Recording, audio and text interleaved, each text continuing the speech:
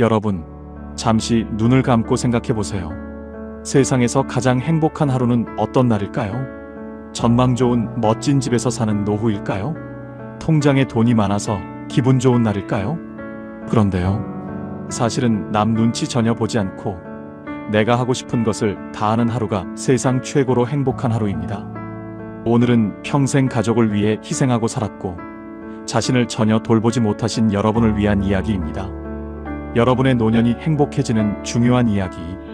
자, 시작하겠습니다. 아들이 밥상에서 아무렇지 않게 말했습니다. 엄마, 이번 주말에 우리 가족끼리 여행 가려고요. 엄마는 집에서 편히 쉬세요. 전북 전주에 사는 윤정자 씨, 74살이에요. 이분이 그 말을 듣는 순간 멍한 채로 손에 들고 있던 숟가락을 천천히 내려놓았습니다. 국그릇을 봤어요. 뜨거운 국물 위로 김이 올라오고 있었습니다. 우리 가족끼리, 그 말 한마디가 가슴에 박혔어요. 아들은 이미 며느리와 여행 이야기를 나누고 있었습니다. 손주가 엄마, 우리 어디 가요? 어디가? 하고 떠들었어요. 밥상이 왁자지껄했습니다. 그 소란 속에서 윤정자 씨만 조용했어요. 국그릇만 봤습니다. 아, 나는 이 집 가족이 아니구나. 40년을 살고 두 아들을 낳고 키운 이 집에서 나는 지금 그냥 동거인이구나. 그런데 이상하게도 그 깨달음이 슬픔이 아니라 하나의 해방처럼 느껴졌습니다. 그날 밤 방에 홀로 누운 윤정자 씨는 천장을 보며 오래 생각했어요. 그리고 결심했습니다. 독립하자. 내 집에서 살자. 지금 이 이야기를 들으시면서 가슴이 먹먹해지시는 분이 계신가요? 우리 가족끼리라는 말이 남의 이야기 같지 않으신 분이 계신가요? 그렇다면 오늘 이 이야기는 바로 여러분을 위한 것입니다. 혼자가 된다는 것이 끝이 아니에요. 오히려 지금부터가 진짜 내 인생의 시작이라는 것을, 오늘 이 이야기가 끝날 때 여러분은 그것을 아시게 될 겁니다. 지금 바로 시작하겠습니다. 60세 이후 혼자 사는 어르신이 얼마나 될까요? 2025년 통계청이 발표한 고령자 통계에 따르면 올해 65세 이상 고령 인구는 우리나라 전체 인구의 20.3%를 넘어섰습니다. 초고령 사회에 공식 진입한 거예요. 그리고 혼자 사는 고령자 가구는 전체 고령자 가구의 37.8%입니다. 노인 세 집 중 하나가 혼자 사는 노인이에요. 여러분만 혼자 사는 게 아닙니다. 그런데 이분들 대부분이 혼자 산다는 것에 왠지 모를 죄책감을 느낍니다. 자식한테 짐이 되기 싫어서 혼자 사는 건데 그게 오히려 쓸쓸하고 초라하게 느껴지는 거예요. 주변에서 혼자 사세요, 외롭지 않으세요 하고 물으면 괜찮다고 웃지만 속으로는 뭔가 허전합니다. 오늘 이 이야기는 그 감각을 완전히 뒤집으려고 합니다. 혼자가 외로운 것이 아니라 혼자가 축복이라는 것을, 그것을 세 분의 이야기로 증명하겠습니다. 3개월 후 윤정자 씨는 작은 투룸 아파트를 얻었습니다. 자녀들은 반대했어요. 엄마, 혼자 사시면 아프면 어떡해요? 윤정자 씨는 단호했습니다. 나는 내 집에서 살고 싶어. 이삿날 아침이었어요. 작은 짐을 차에 싣고 엘리베이터를 내려오는데 이분은 생전 처음으로 어깨가 가벼워지는 걸 느꼈다고 했어요. 물리적으로 짐이 가벼운 게 아니었습니다. 어딘가에서 내내 짓누르던 무언가가 사라지는 기분이었다고요. 거리를 걸으면서 자신도 모르게 주변을 두리번거렸습니다. 봄꽃이 피어 있었어요. 이상하게도 그게 그렇게 눈에 들어온 적이 없었던 것 같았습니다. 아들 집에서 살 때는 꽃이 피어 있어도 못 봤어요. 항상 며느리 기분이 어떤가, 오늘 내가 실수한 게 없나 하고 머릿속이 가득 차 있었거든요. 처음 일주일은 정말 외로웠대요. 밤이 되면 아무 소리도 들리지 않는 집이 낯설었어요. 손자 뛰어다니는 소리도 그리웠고 아들 목소리도 그리웠습니다. 내가 잘한 걸까? 혼자 사는 게 맞을까? 그런데 일주일이 지나니 달라졌어요. 아침에 일어나면 제일 먼저 창문을 열었습니다. 오늘 날씨 정말 좋네. 그 혼잣말이 이분의 새 인생 첫 문장이었어요. 커피를 내려 마시며 텔레비전 소리를 크게 틀어도 아무도 뭐라 하지 않았어요. 점심은 내가 먹고 싶을 때 내가 먹고 싶은 걸 먹었습니다. 간단해도 맛있었어요. 내가 선택한 밥이었으니까요. 법구경에 이런 말씀이 있습니다. 자신을 이긴 자가 가장 위대한 승자다. 윤정자 씨가 이긴 것은 외로움이 아니었어요. 평생 자신을 짓누르던 눈치였습니다. 그 눈치를 이긴 날 아침, 처음으로 창문이 활짝 열렸어요. 그리고 신기한 일이 생겼습니다. 아들과 관계가 오히려 좋아진 거예요. 한 달에 한 번 만나는데 예전보다 훨씬 편해요. 아들도 말합니다. 엄마가 혼자 사시니까 오히려 관계가 좋아졌어요. 예전에는 매일 봐서 서로 불편했는데 이제는 가끔 보니까 더 반가워요. 거리가 사랑을 지켰습니다. 함께 살면서 서로 지치는 것보다 떨어져 살면서 서로 그리워하는 것이 더 건강한 사랑일 수 있어요. 그 그리움이 쌓여 가끔 만나는 날의 밥상을 더 따뜻하게 만들거든요. 여러분, 지금 자식 집에서 손님처럼 살고 계신 분이 계신가요? 짜도 맛있다고, 싱거워도 맛있다고 말하면서요. 그렇다면 윤정자 씨 이야기가 지금 여러분께 드리는 이야기입니다. 두 번째 이야기입니다. 강원도 춘천에 사는 한명숙 씨, 71살이에요. 이분은 10년 전 남편을 먼저 보냈습니다. 뇌졸중이었어요. 갑작스러운 이별이었습니다. 장례를 치르고 나서 텅 빈 집에 홀로 남겨졌어요. 40년을 함께 살았던 사람이 사라진 자리는 너무 컸습니다. 남편이 즐겨 앉던 소파 한 귀퉁이, 남편의 칫솔이 꽂혀있던 욕실, 선반, 현관 앞에 놓여있던 남편의 슬리퍼, 그 모든 것들이 한명숙 씨를 울렸습니다. 밥을 두 사람분으로 짓다가 혼자라는 걸 깨닫고 멈추는 순간, 두 개 놓던 수저를 하나만 놓는 순간, 그 순간들이 얼마나 아프고 낯선지요. 딸이 말했어요. 엄마, 우리 집으로 오세요. 혼자 어떻게 살아요? 한명숙 씨는 고민했지만 결심했습니다. 일단 혼자 살아보자. 안 되면 그때 가자. 처음 석 달이 가장 힘들었어요. 새벽 3시에 눈이 떠지면 이불을 끌어안고 한참을 울었습니다. 남편이 꿈에 나왔다가 눈을 뜨면 없고, 라디오에서 남편이 좋아하던 노래가 나오면 발걸음이 멈춰지고, 그러던 어느 날이었어요. 점심때가 됐는데 아무것도 먹고 싶지 않았어요. 그냥 된장찌개나 끓이자 싶었습니다. 냉장고 문을 열어 남은 두부와 애호박을 꺼냈어요. 냄비에 물을 붓고 된장을 풀었습니다. 그런데 이분은 그 순간 멈췄어요. 된장을 얼마나 넣을까 하다가 갑자기 이런 생각이 들었습니다. 나는 이 된장찌개를 40년 동안 누구 입맛에 맞게 끓였지? 남편은 짜게, 아이들은 싱겁게, 시어머니는 건더기 없이 단 한 번도 내가 좋아하는 맛으로 끓인 적이 없었어요. 이분은 그 생각을 하면서 천천히 된장을 더 넣었습니다. 내가 좋아하는 만큼요. 애호박도 크게 썰었어요. 내가 크게 썬 건더기를 좋아하거든요. 두부도 넉넉하게 넣었습니다. 뚜껑을 열고 된장 익는 냄새를 맡았어요. 그 냄새가 코끝에 닿는 순간 갑자기 배가 고팠습니다. 밥을 한 숟가락 떠서 된장찌개에 말아 먹었어요. 그런데 그게 맛있었습니다. 진짜로요. 한명숙 씨는 그 순간 멈췄어요. 이상하다. 왜 이렇게 맛있지? 그리고 알았습니다. 천천히 씹어서였어요. 아무도 기다리지 않으니까. 내가 먹고 싶어서 끓인 밥이라서. 그리고 지금 이 냄비 앞에 서 있는 사람이 처음으로 오롯이 나여서. 이분은 그 된장찌개 한 그릇을 다 비우고 나서 한참을 그 자리에 앉아 있었습니다. 서두를 이유가 없었어요. 치울 이유도, 어딘가 가야 할 이유도 없었습니다.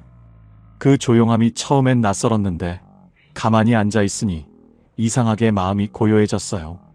한명숙 씨는 생각했습니다. 아, 이게 외로운 게 아니구나.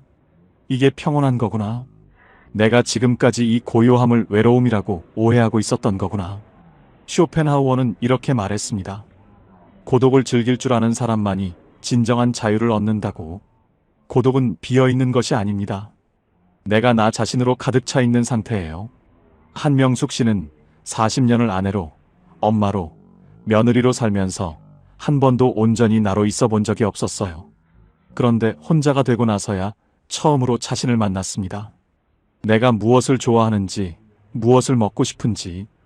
71살에 남편을 떠나보내고 나서야 드디어 자신을 알게 됐습니다. 그날 이후 한명숙 씨는 매일 아침 작은 냄비를 꺼냅니다. 혼자 불량이에요. 된장찌개를 끓이면서 라디오를 틀어요. 남편이 좋아하던 노래가 나올 때도 있습니다. 예전엔 그 노래가 나오면 발걸음이 멈춰졌는데 이제는 그 노래를 들으며 두부를 썰어요. 눈물이 나면서도 조용히 웃습니다. 그리움과 평온이 같이 있었습니다. 이분은 말해요. 남편이 그립지 않은 날은 없어요. 하지만 그 그리움이 이제는 나를 무너뜨리지 않아요. 오히려 오늘 하루를 더 소중하게 살게 해줘요. 어느 날 딸이 말했어요. 엄마 목소리가 밝아요. 웃음이 많아졌어요. 전화할 때마다 엄마가 행복해 보여서 제가 더 행복해요. 한명숙 씨는 그 말을 듣고 눈물이 났다고 합니다. 내가 행복해야 자녀도 행복하다는 것을 어른이 되어서야 몸으로 알게 됐다고요. 자녀에게 줄 수 있는 가장 큰 선물은 재산도 희생도 아니었습니다. 내가 행복한 모습 그 자체였어요. 여러분, 지금 2개 놓던 수저를 하나만 놓고 계신 분이 계신가요? 그 외로움이 얼마나 깊은지 압니다.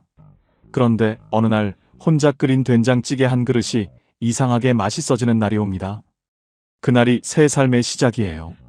그 맛을 기다려 주십시오. 3번째 이야기입니다. 경북 포항에 사는 오순덕 씨, 72살이에요.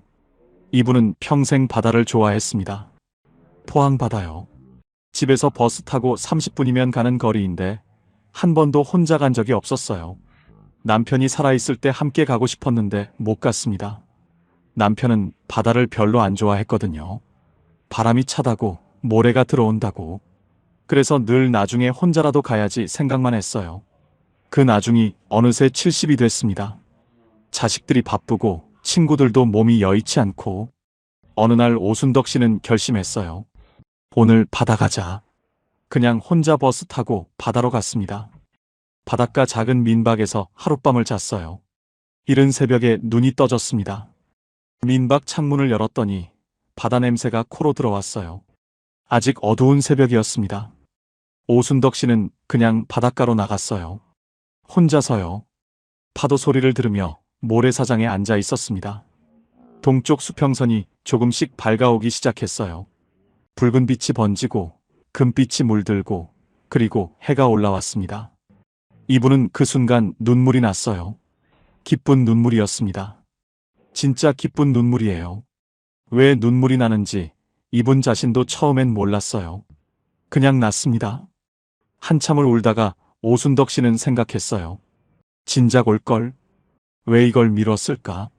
이 바다가 여기 있었는데, 내가 좋아하는 이 바다가 내가 오기만 기다렸는데. 이분은 그날 바다 앞에 앉아 또 하나를 깨달았어요.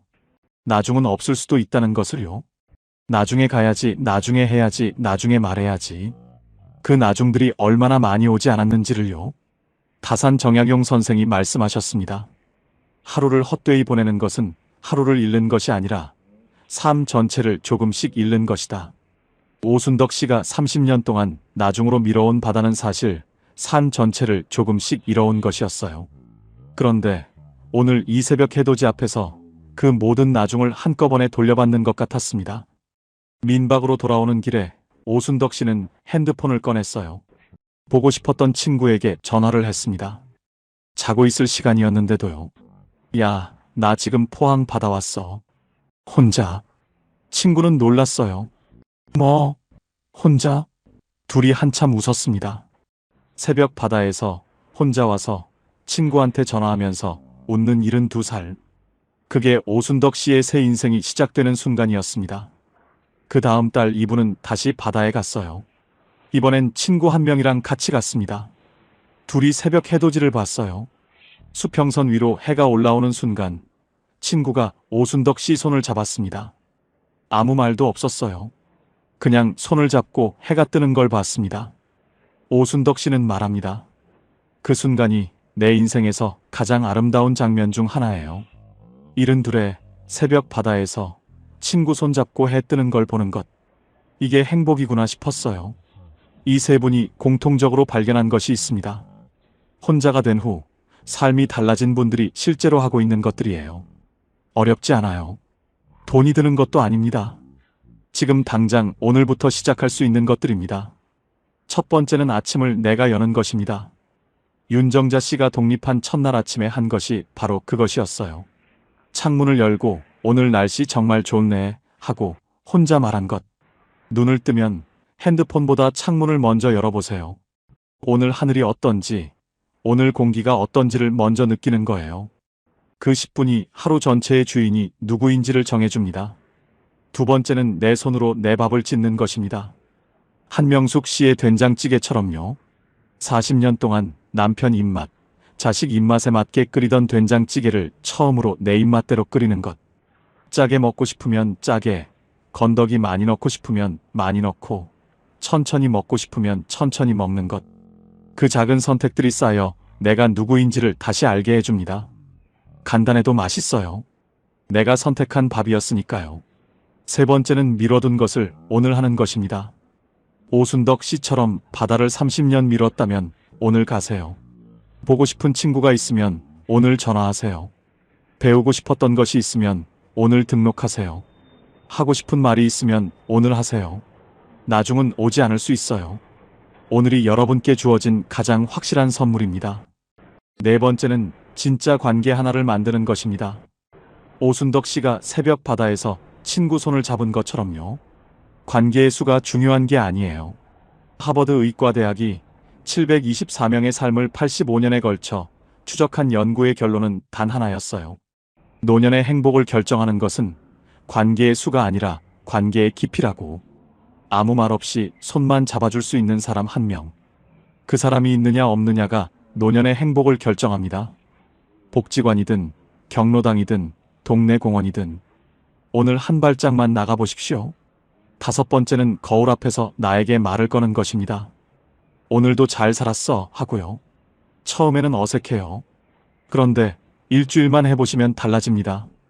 거울 속 내가 다르게 보이기 시작해요. 내가 나의 편이 되는 거거든요. 세상에서 가장 오래, 가장 가까이 있어줄 수 있는 사람은 결국 나 자신이에요. 그 나 자신에게 오늘 처음으로 말을 걸어보십시오. 이제 세 분이 지금 어떻게 살고 있는지 말씀드릴게요.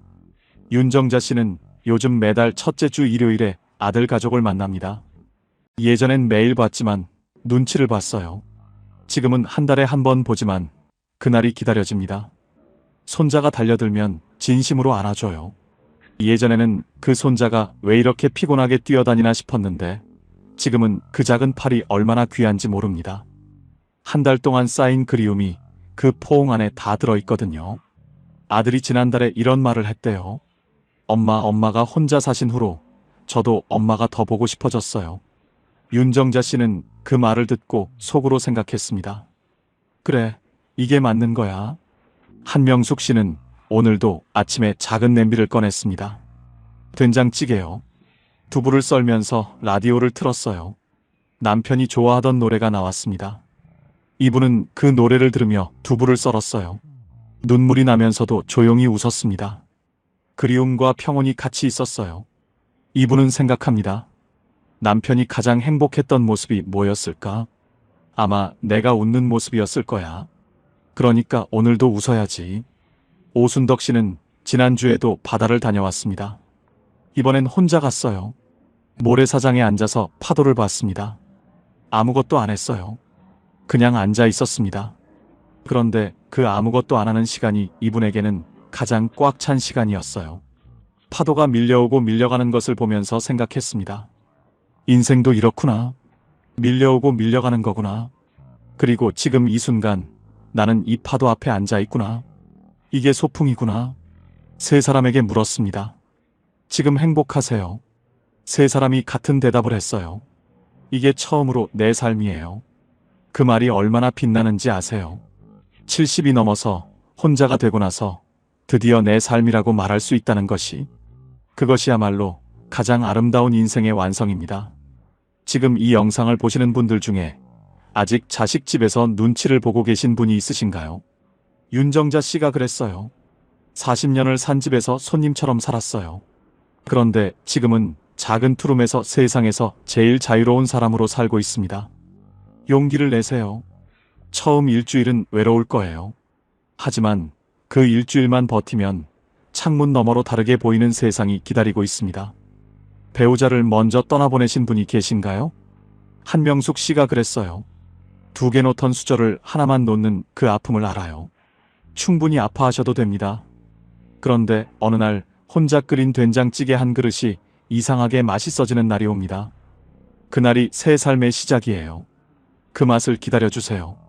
하고 싶은 게 있는데 나중에 하려고 미뤄두신 게 있으신가요? 오순덕 씨처럼 오늘 가세요. 오늘 전화하세요. 오늘 말하세요. 나중은 오지 않을 수도 있어요. 오늘이 여러분께 주어진 가장 확실한 선물이에요. 60세 이후 혼자가 된다는 것은 실패가 아닙니다. 인생이 정리되고 있다는 신호예요. 드디어 자신의 행복한 시간이 오고 있다는 증거입니다. 이제 다른 사람을 위해 살던 시간에서 벗어나 진짜 나를 위해 살아갈 시간이 온 것입니다. 어쩌면 지금 여러분이 보내고 있는 이 조용한 시간이 인생에서 가장 자유롭고 아름다운 계절일지도 모릅니다. 인생은 소풍입니다. 소풍은 혼자 가도 좋아요. 혼자 가면 내가 보고 싶은 걸 볼 수 있고, 내가 걷고 싶은 길을 걸을 수 있고, 내가 앉고 싶은 자리에 앉을 수 있어요. 그 자유가 소풍을 더 아름답게 만듭니다. 윤정자 씨처럼 눈치 보던 방에서 나오셨든, 한명숙 씨처럼 빈자리가 너무 커서 한동안 울고 계셨든, 오순덕 씨처럼 가고 싶은 바다를 오래 미뤄두고 계셨든, 지금 이 자리가 늦은 자리가 아닙니다. 드디어 도착한 자리입니다. 오늘 이야기의 핵심을 3가지로 정리해 드리겠습니다. 첫째, 혼자 사는 것은 부끄러운 것이 아닙니다. 2025년 현재 혼자 사는 고령자 가구는 전체 고령자 가구의 37.8%예요. 여러분은 혼자가 아닙니다. 셋 중 하나가 같은 선택을 하고 있어요. 둘째, 외로움과 불행은 다릅니다. 혼자 살면서도 얼마든지 행복할 수 있어요. 아침 창문을 내가 열고 내 손으로 내 밥을 짓고 미뤄온 것을 오늘 하고 진짜 관계 하나를 만들고 거울 앞에서 나에게 말을 거는 것. 이 5가지가 혼자 사는 노후를 소풍으로 만들어줍니다. 셋째, 오늘 딱 하나만 해보십시오. 창문을 열고 오늘 날씨 정말 좋네 하고 혼자 말해보세요. 작은 냄비에 내 입맛대로 된장찌개를 끓여보세요. 30년 미뤄온 바다를 오늘 가보세요. 그 하나가 시작입니다. 여러분, 여기까지 살아오시느라 정말 수고 많으셨습니다. 평생 남을 위해 살았습니다. 가족을 위해 밥을 짓고, 자식을 위해 잠을 못 자고, 집안을 위해 자신을 뒤로 미뤘어요. 누구 하나 고맙다는 말 없어도 그냥 하셨잖아요. 그 수고를 오늘 제가 대신 말씀드릴게요. 정말 수고하셨습니다. 잘 사셨습니다. 충분히 괜찮은 분이에요. 이제는 그 사랑을 자기 자신에게도 주셔도 됩니다. 아침 창문을 열고 오늘 날씨 좋네 혼자 말하는 것. 내 입맛대로 된장찌개를 끓이는 것. 30년 미뤄온 바다를 오늘 가는 것. 거울 앞에서 오늘도 잘 살았어 하고 나에게 말을 거는 것. 나는 잘 살아왔다고, 나는 충분히 괜찮은 사람이라고 오늘 자신에게 말씀해 주십시오. 혼자 사는 것이 끝이 아니에요. 인생은 소풍입니다. 그리고 지금 여러분의 가장 아름다운 소풍이 시작되고 있습니다. 오늘 이 이야기가 마음에 닿으셨다면 댓글로 한마디 남겨주세요. 지금 사시는 지역과 함께 오늘 3분의 이야기 중 가장 마음에 닿은 장면이 어디였는지 써주십시오.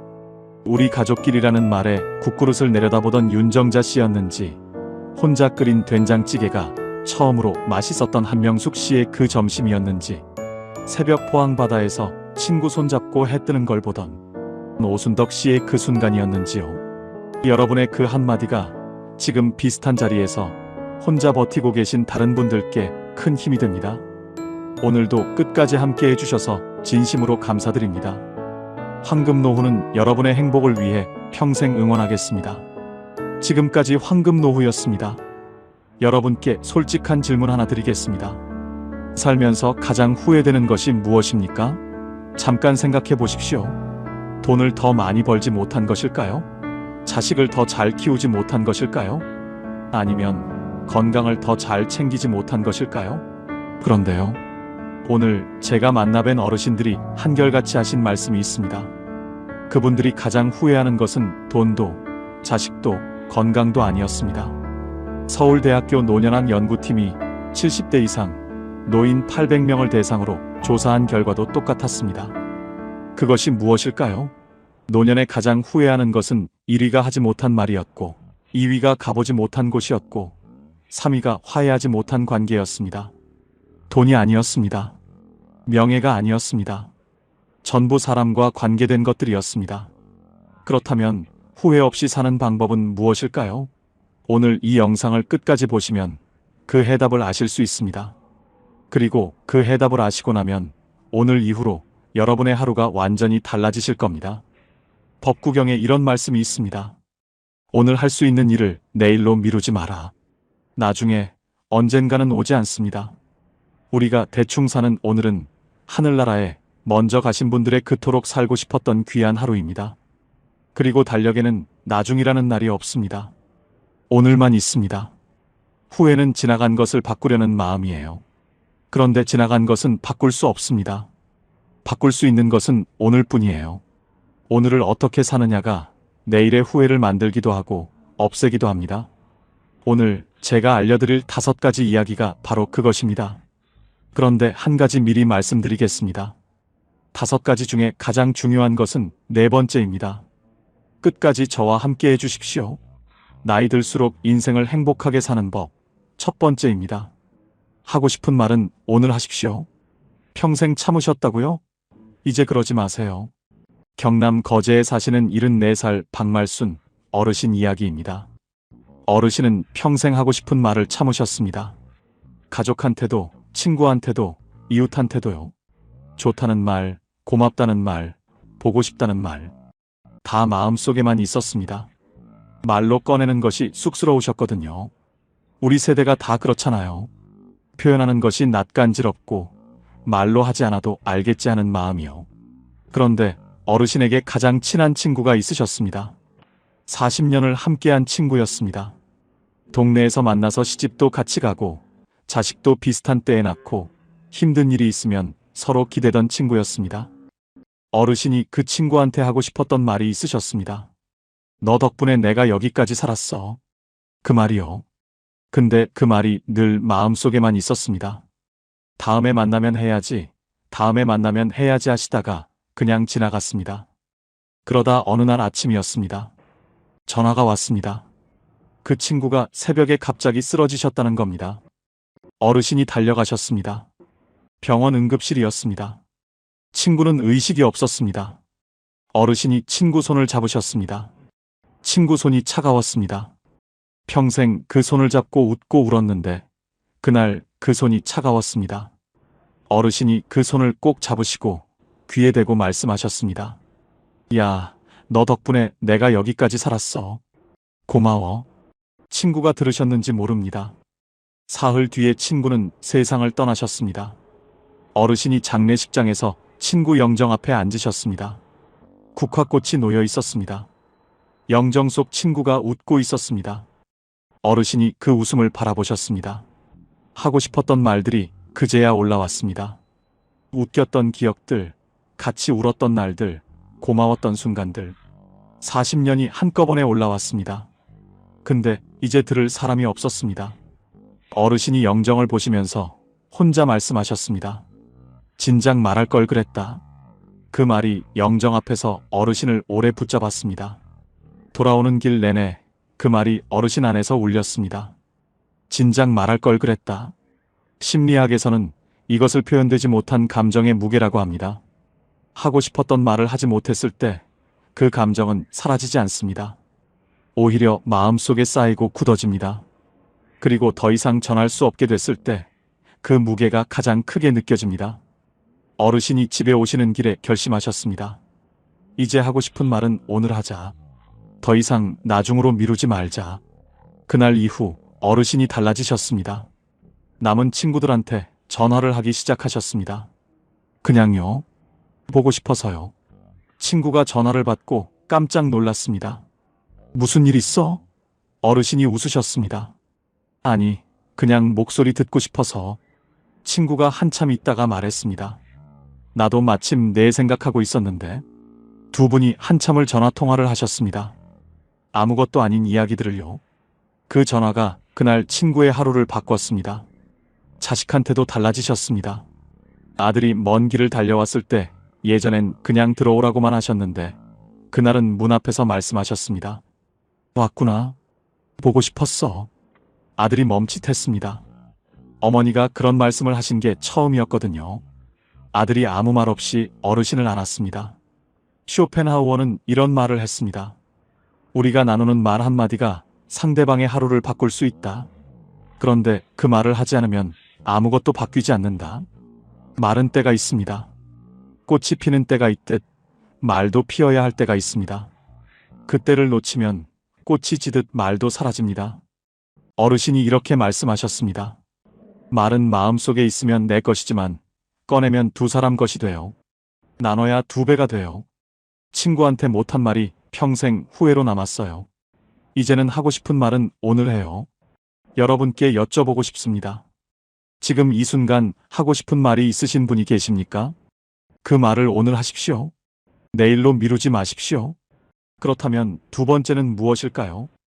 혹시 가보고 싶으셨던 곳이 있으십니까? 아직 나중으로 미루고 계신 곳이요. 나이 들수록 행복하게 사는 법. 두 번째입니다. 가보고 싶은 곳은 지금 가십시오. 충북 충주에 사시는 77살 김옥순 어르신 이야기입니다. 어르신에게는 꼭 가보고 싶은 곳이 있으셨습니다. 경주였습니다.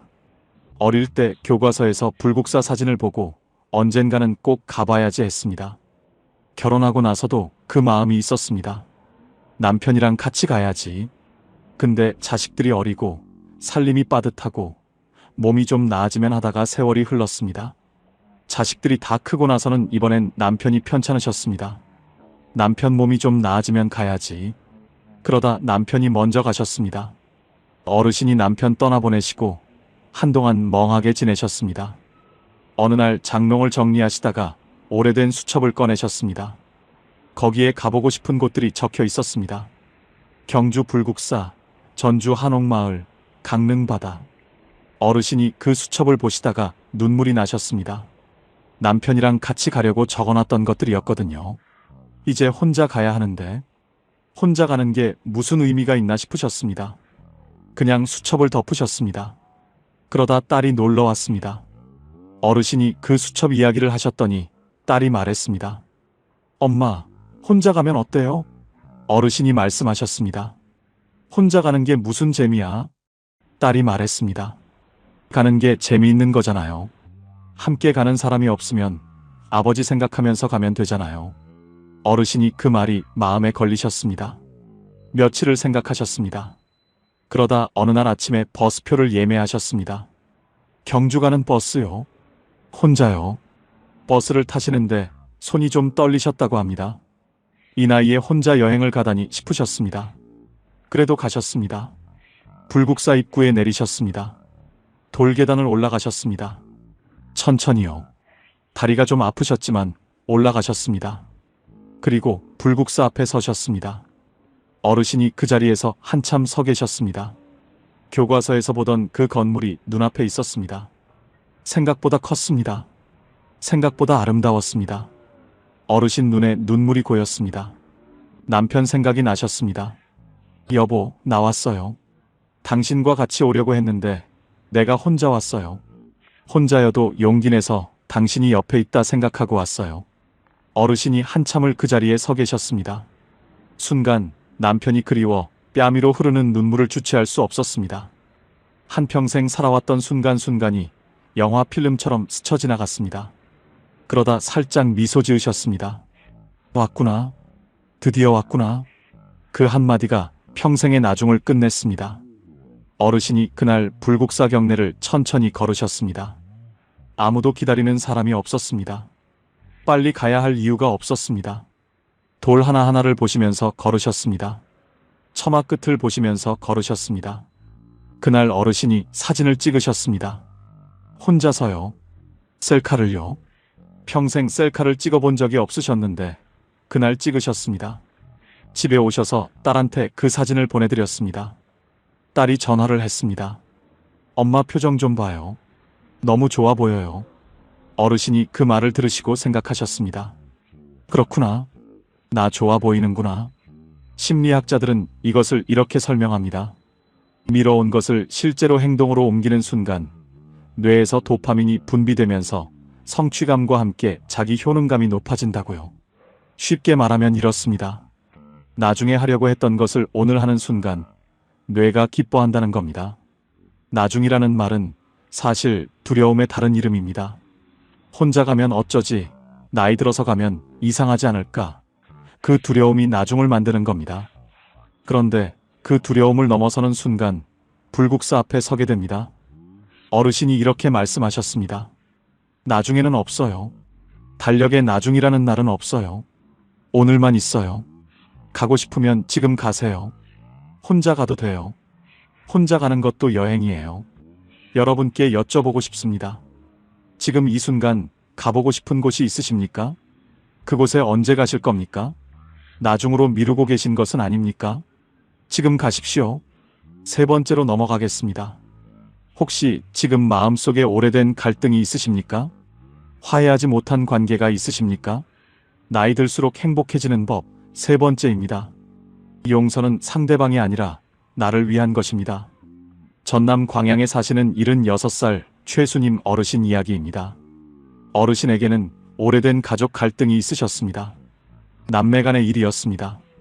어릴 때부터 사이가 좋지 않으셨던 남매였는데 어른이 되고 나서 재산 문제로 크게 다퉜습니다.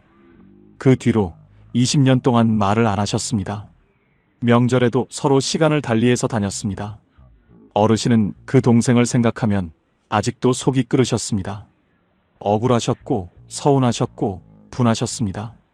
그 감정이 20년이 지났는데도 그대로였습니다. 어르신이 친구한테 그 이야기를 하면 친구가 말했습니다. 그냥 용서해. 나이 들어서까지 그러면 뭐가 좋아? 어르신이 말씀하셨습니다. 용서? 내가 왜 용서해? 내가 잘못한 게 없는데. 그 말이 맞았습니다. 어르신이 잘못한 것이 없었습니다. 그런데 그 억울함을 20년 동안 품고 사셨습니다. 그러다 어느 날 동생이 아팠다는 소식을 들으셨습니다. 위암이었습니다. 수술을 했다는 말을 들으셨습니다. 어르신이 그날 밤 잠을 못 주무셨습니다. 어릴 적 동생이 귀여웠는데 왜 동생하고 이렇게 되었을까? 동생은 미운 사람인데 왜 잠이 안 오지? 어르신이 새벽에 누워서 생각하셨습니다. 동생이 위독해져서 죽으면 어떡하지? 그 생각이 드는 순간 어르신이 스스로 놀라셨습니다. 동생이 그냥 미운 줄 알았는데. 어르신이 며칠을 생각하셨습니다. 그러다 어느 날 차를 타셨습니다. 동생 집 쪽으로 가셨습니다. 집 앞에 도착하셨습니다. 차에서 내리셨습니다. 대문 앞에 서셨습니다. 초인종이 보였습니다. 손이 올라가지 않았습니다. 멍하니 서 계셨습니다. 5분이 지났습니다. 10분이 지났습니다. 20분이 지났습니다. 담장 너머로 마당에 감나무가 보였습니다. 어릴 때 동생과 같이 그 감나무에서 감을 따던 기억이 올라왔습니다. 까르르 웃으며 재밌던 적도 있었어요. 마음이 착잡했습니다. 어르신이 결국 돌아서셨습니다. 차에 타셨습니다. 집으로 오셨습니다. 그런데 이상했습니다. 집에 오시는 길에 마음이 조금 가벼우셨습니다. 초인종을 누르지 못했는데도요. 동생을 만나러 가려고 했다는 것만으로도 뭔가 달라지는 것 같으셨습니다. 일주일이 지났습니다. 어르신이 다시 차를 타셨습니다. 동생 집 앞에 도착하셨습니다. 여전히 감이 주렁주렁 열려 있었어요. 이번엔 차에서 내리시자마자 걸어가셨습니다. 생각할 시간을 주지 않으셨습니다. 그리고 초인종을 누르셨어요. 딸깍. 잠시 후 문이 열렸습니다. 그 동생이 나왔습니다. 얼굴 안 보고 산지 얼마 만인지 20년 만이었습니다. 동생은 많이 야위어 있었습니다. 두 분이 마주 보셨습니다. 아무 말도 없었습니다. 그러다 동생분이 말했습니다. 왔어? 어르신이 말씀하셨습니다. 왔어. 그게 전부였습니다. 두 분이 마루에 앉으셨습니다. 대추차를 한 잔씩 드셨습니다. 말이 없었습니다. 그냥 차를 드셨습니다. 그 침묵이 불편하지 않으셨습니다. 이상하게요. 20년의 침묵과는 다른 침묵이었습니다. 20년의 침묵은 차갑고 딱딱한 침묵이었는데 그날의 침묵은 따뜻하고 부드러운 침묵이었습니다. 차를 다 드시고 나서 어르신이 일어나셨습니다. 가야겠다고 하셨습니다. 동생이 문까지 따라 나왔습니다. 어르신이 돌아서서 걸어가시는데 동생분이 말했습니다. 다음에 또 와. 어르신은 뒤를 돌아보지 않고 손을 드셨습니다. 그리고 차에 타셨습니다. 쇼펜하우어는 이런 말을 했습니다. 다른 사람의 잘못에 분노하는 것은 남이 지른 불에 내가 타는 것과 같다. 불을 지른 것은 상대방인데 타는 것은 나입니다. 용서는 상대방에게 주는 선물이 아닙니다. 내가 나에게 주는 선물입니다. 오래된 원망을 붙들고 있는 것은 뜨거운 숯덩이를 손에 쥐고 상대방에게 던지려는 것과 같습니다. 가장 많이 되는 것은 내 손입니다. 어르신이 이렇게 말씀하셨습니다. 용서한 게 아니에요. 그냥 동생 얼굴만 한번 보려고 갔어요. 근데 갔더니 내 마음이 달라지더라고요. 용서는 상대방을 위한 게 아니에요. 나를 위한 거예요. 20년 동안 내가 나를 가뒀던 거예요. 이제 그 감옥 속에서 나온 것 같아요. 여러분께 여쭤보고 싶습니다. 지금 이 순간 화해하지 못한 관계가 있으십니까? 그 관계 때문에 밤에 잠이 안 오신 적이 있으십니까? 용서는 상대방을 위한 것이 아니라 나를 위한 것입니다. 나이 들수록 행복해지는 법, 네 번째입니다. 오늘 이 영상에서 제가 가장 드리고 싶은 이야기입니다. 내가 나를 가장 먼저 안아줘야 합니다. 잠깐 멈추겠습니다. 지금부터 드릴 이야기가 오늘 이 영상에서 가장 깊은 이야기입니다. 여러분께 먼저 한 가지 여쭤보겠습니다. 여러분은 지금 여러분 자신이 좋으십니까? 나 자신이 좋다. 나는 잘 살아왔다. 그런 생각이 드십니까? 망설여지신다고요? 선뜻 그렇다고 하시기 어려우신 분이 계시지요? 그렇다면 이 이야기는 여러분을 위한 것입니다. 끝까지 들어보세요. 경북 영천에 사시는 79살 이말래 어르신 이야기입니다. 어르신은 평생 스스로에게 가혹하셨습니다. 더 잘해야 했는데, 더 참아야 했는데, 더 잘 키워야 했는데, 자식이 힘들면 내 탓, 남편이 힘들면 내 탓, 집안이 어려우면 내 탓. 그 자책이 평생 어르신을 따라다녔습니다. 어르신이 잘한 것들도 많으셨습니다. 가난한 살림에 자식 셋을 다 가르치셨고, 시부모를 10년 넘게 모시셨고, 남편 병치레를 혼자 감당하셨습니다. 대단한 일들이었습니다. 그런데 어르신은 그것들을 잘한 것이라고 생각하지 않으셨습니다. 당연히 해야 하는 것을 한 것뿐이라고 생각하셨습니다. 칭찬받을 일이 아니라고요. 그러면서 잘못한 것들은 아주 크게 보셨습니다. 자식한테 한번 크게 화를 냈던 것, 시어머니한테 퉁명스럽게 대했던 것, 남편한테 서운한 말을 했던 것, 그것들이 수십 년이 지나도 마음속에 남아있으셨습니다. 어르신이 혼자 계실 때면 그 기억들이 올라왔습니다. 그때 내가 왜 그랬을까? 그때 좀 더 잘해줬어야 하는데. 그 자책이 어르신을 오래 붙잡았습니다. 정말 힘들었습니다. 울컥울컥한 날이 수없이 많았습니다. 그러다 어르신 팔순 생일날이었습니다. 자식들이 다 모였습니다. 손주들도 왔어요. 케이크에 불을 켰습니다. 다들 박수를 치셨습니다. 어르신이 소원을 비시고 불을 끄셨습니다. 케이크를 자르는데 중학교 다니는 손녀가 어르신 옆으로 왔습니다. 그리고 말했습니다. 할머니는 할머니 자신이 좋아요? 어르신이 그 질문을 들으시고 웃으시려다가 멈추셨습니다. 좋아요? 할머니 자신이요? 그 질문이 어르신한테 처음으로 오는 질문이었습니다. 평생 누구도 그런 걸 물어본 적이 없었습니다. 어르신 스스로도 그런 걸 생각해 본 적이 없었습니다. 어르신이 난처한 표정을 지으면서 대답을 못 하셨습니다. 손녀가 초롱초롱한 눈으로 할머니의 대답을 기다렸어요. 어르신이 한참을 있다가 눈물을 흘리셨습니다. 소리 없이요.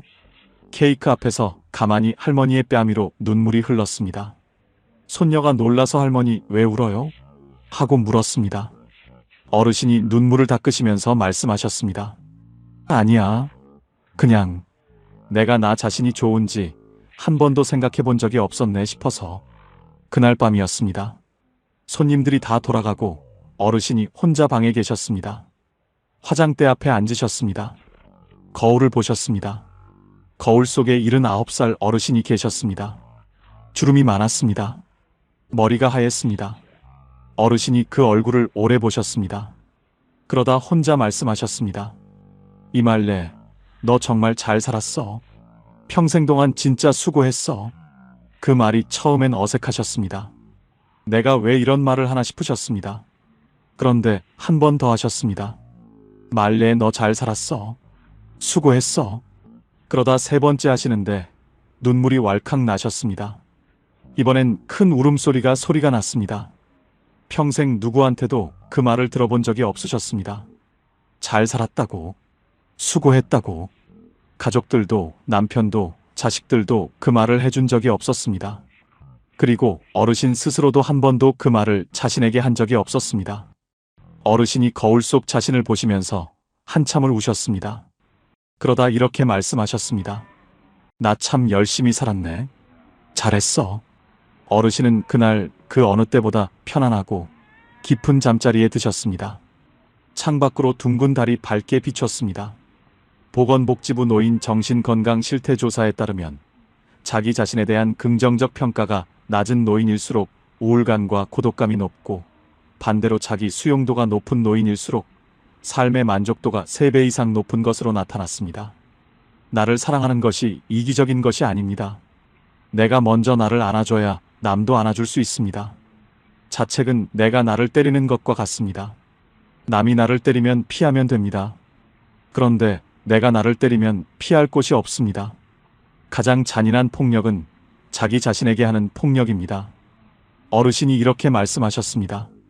팔순이 돼서야 거울 보면서 잘 살았다고 했어요. 진작 했어야 했는데 그게 제일 후회돼요. 여러분께 부탁드리고 싶습니다. 오늘 밤 잠드시기 전에 거울을 한번 보십시오. 그리고 자신에게 이렇게 말씀해 주십시오. 잘 살았어. 수고했어. 그 말이 진심이니까요. 거짓이 아니니까요. 이제 마지막입니다. 나이 들수록 행복해지는 법 5번째입니다. 오늘이 가장 젊은 날입니다. 여러분, 지금 이 순간 여러분의 나이가 몇이십니까? 70이십니까? 75이십니까? 80이십니까? 그 나이가 많다고 생각하십니까? 그런데 한 가지 말씀드리겠습니다. 지금 이 순간이 여러분의 남은 인생에서 가장 젊은 때입니다. 내일이 되면 오늘이 가장 젊었던 날이 됩니다. 그러니까 지금 이 순간이 가장 젊습니다. 다산 정약용 선생은 말씀하셨습니다. 지금 이 순간이 남은 인생에서 가장 젊은 때다. 오늘 이 하루를 충분히 살아야 한다. 오늘 4분 어르신을 만났습니다. 친구를 보내고 나서 하고 싶은 말을 오늘 하기 시작하신 박말순 어르신, 혼자 불국사에 가셔서 드디어 왔구나 하신 김옥순 어르신, 20년 만에 형제집 초인종을 누르신 최수님 어르신, 팔순 생일날 밤에 거울 앞에서 처음으로 잘 살았어 하신 이말래 어르신. 그분들이 공통으로 하신 말씀이 있습니다. 진작할 걸 그랬어요. 그 한마디입니다. 하지만 그분들이 또 공통으로 하신 말씀이 있습니다. 그래도 지금이라도 해서 다행이에요. 그 한마디입니다. 후회 없이 사는 것은 거창한 것이 아닙니다. 오늘 하고 싶은 말을 하는 것, 오늘 가보고 싶은 곳에 가는 것, 오늘 용서하는 것, 오늘 나를 안아주는 것, 그리고 오늘이 내 인생에서 가장 젊은 날이라는 것을 아는 것. 그게 전부입니다. 이말래 어르신이 그날 이후 매일 아침 달력을 보십니다. 그리고 오늘 날짜 옆에 이렇게 쓰십니다. 오늘이 가장 젊은 날. 딱 6글자입니다. 그런데 그 6글자가 어르신의 하루를 바꿉니다. 어르신이 이렇게 말씀하셨습니다. 오늘 이 날짜를 쓰고 나면 이상하게 하루가 아깝지 않아요. 그냥 지나가면 안 될 것 같아요. 그래서 뭔가를 하게 돼요. 전화도 하고 어디도 가고 하고 싶은 말도 하고. 그 6글자가 저를 움직이게 해요. 오늘 여러분도 달력을 꺼내십시오. 오늘 날짜 옆에 이렇게 쓰십시오. 오늘이 가장 젊은 날. 그리고 오늘 딱 한 가지만 하십시오. 하고 싶었던 말을 하는 것, 가보고 싶었던 곳에 가는 것, 오래된 관계에 먼저 손을 내미는 것, 아니면 거울 앞에서 잘 살았어 한마디 하는 것. 딱 하나만요. 그 하나가 오늘을 후회 없는 날로 만들어줍니다. 이제 마무리입니다. 오늘 5가지를 함께 들으셨습니다. 하고 싶은 말 오늘 하기, 가보고 싶은 곳 지금 가기, 용서는 나를 위해 하기, 내가 나를 먼저 안아주기, 그리고 오늘이 가장 젊은 날이라는 것 기억하기. 다 거창하지 않습니다. 돈이 드는 것도 없습니다. 여러분이 오늘부터 바로 시작하실 수 있는 것들입니다. 후회는 지나간 것에서 옵니다. 그런데 오늘을 잘 살면 내일의 후회가 줄어듭니다. 그리고 오늘을 잘 산 날들이 쌓이면 어느 날 이렇게 말씀하실 수 있습니다. 나는 후회 없이 살았다고요. 여러분은 지금까지 정말 열심히 사셨습니다. 평생 누군가를 위해 살았고, 평생 뒤에서 받쳐주셨고, 평생 먼저 챙겨주셨습니다. 넘어져도 다시 일어나시고, 억울해도 참으시고, 무서워도 내색하지 않으셨습니다. 그 삶이 이미 대단한 삶입니다. 그러니 오늘 밤 거울 앞에 서서 꼭 이렇게 말씀해 주십시오. 잘 살았어. 수고했어. 그리고 내일 아침 달력에 이렇게 쓰십시오. 오늘이 가장 젊은 날. 그 말이 진심이니까요. 거짓이 아니니까요. 내일은 오늘보다 반드시 더 따뜻하고 빛날 것입니다. 오늘 5가지 중에 가장 가슴에 남으신 것이 무엇인지 댓글로 나눠주십시오. 여러분의 한마디가 지금 이 영상을 혼자 보고 계실 누군가에게 오늘 하루를 살아갈 희망과 이유가 될 수 있습니다. 오늘도 끝까지 함께 해주셔서 진심으로 감사드립니다. 황금노후는 여러분의 행복을 위해 평생 응원하겠습니다. 지금까지 황금노후였습니다.